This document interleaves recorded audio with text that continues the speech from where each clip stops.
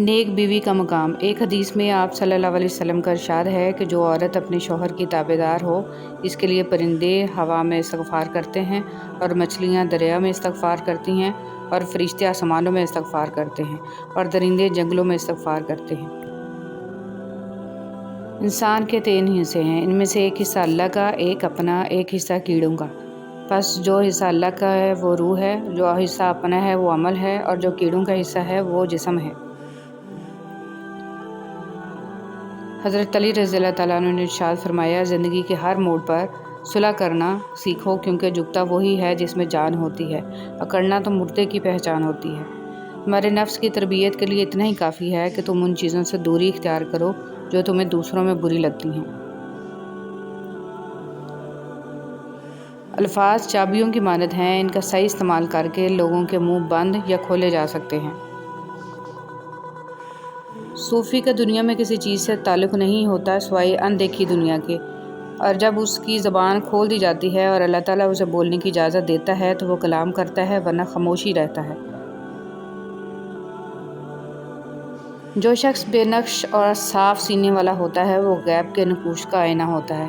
وہ مومن ہے تو بھی مومن ہے تو اس کا آئینہ بن جا۔ دونوں مومن ہیں لیکن دونوں میں بے انتہا فرق ہے۔ جب وہ ہمارے اعمال کو کسوٹی پر رگڑتا ہے تو یقین کو شک سے جدا کر لیتا ہے۔ مومن مومن کا آئینہ ہوتا ہے۔ مومن کامل کے قلب پر دوسرے مومنوں کے وسوسوں کا عکس پڑتا ہے۔ مولانا جلال الدین رومی۔ اللہ کی طرف اپنے اٹھتے قدم کبھی اس بات سے مت روکو کہ تم ماضی میں کیا کر چکے ہو۔ اللہ بہت غفور و رحیم ہے، اس کو توبہ کا ایک خاص آنسو پسند ہے۔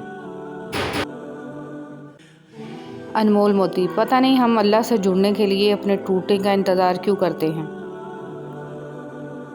بہترین لوگ بہترین نیت رکھتے ہیں، جس کی وجہ سے رب ان کے تمام کام سنوار دیتا ہے، اور جس کا کام رب سنوار دے اسے کوئی بگاڑ نہیں سکتا۔ اللہ تعالیٰ کا بنایا ہوا ہر شخص مکمل اور خوبصورت ہے، بس خامی اور کمی ہمارے اخلاق اور رویوں میں ہے۔ امیر المومنین حضرت علی رضی اللہ تعالیٰ عنہ نے فرمایا، مومن کی جس سے دشمنی ہوتی ہے اس پر ظلم نہیں کرتا، اور جس سے محبت ہوتی ہے اس کی خاطر گناہ نہیں کرتا، اور اگر اس کے ساتھ زیادتی کی جاتی ہے تو صبر سے کام لیتا ہے، یہاں تک کہ خداوند تعالیٰ اس کا انتقام لیتا ہے۔ حضرت علی رضی اللہ تعالیٰ عنہ نے فرمایا، اپنی امیدوں کو چھوٹا کرو، موت کے اچانک آ جانے سے ڈرو اور نیک کام کرنے میں جلدی کرو۔ بہترین زندگی۔ ایک شخص نے عرض کیا، اللہ کے رسول صلی اللہ علیہ وسلم، لوگوں میں سب سے بہتر شخص کون ہے؟ آپ صلی اللہ علیہ وسلم نے فرمایا، جس کی عمر لمبی ہو اور عمل نیک ہو۔ اس آدمی نے پھر پوچھا کہ لوگوں میں سب سے بدترین شخص کون ہے؟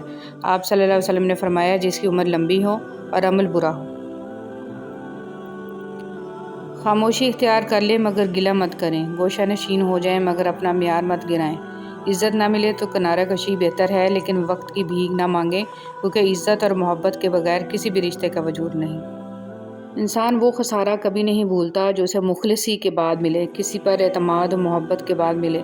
اس کے بعد وہ ظاہر تو یہ کرتا ہے کہ وہ لوگوں پر اعتماد بھروسہ کرتا ہے، لیکن سچ تو یہ ہوتا ہے کہ اس کا یقین و اعتماد اور محبت پر سے بھروسہ ہی اٹھ جاتا ہے۔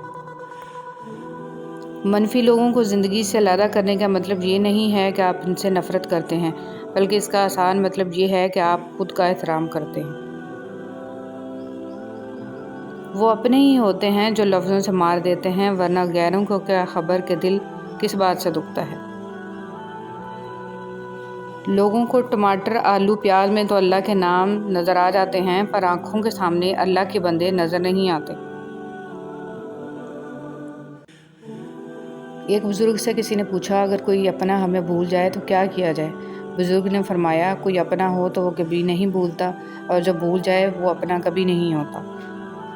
وضو کی برکت۔ نیز فرماتے ہیں، وضو میں چہرہ دھونے کی یہ برکت ہوگی کہ ہر نمازی کا چہرہ وضو کی برکت سے روز قیامت حسن یوسف علیہ السلام کا آئینہ ہوگا۔ ہاتھوں میں نامہ اعمال لینا ہے، اس لیے یہاں دھوئے ہوئے ہاتھ کام آئیں گے۔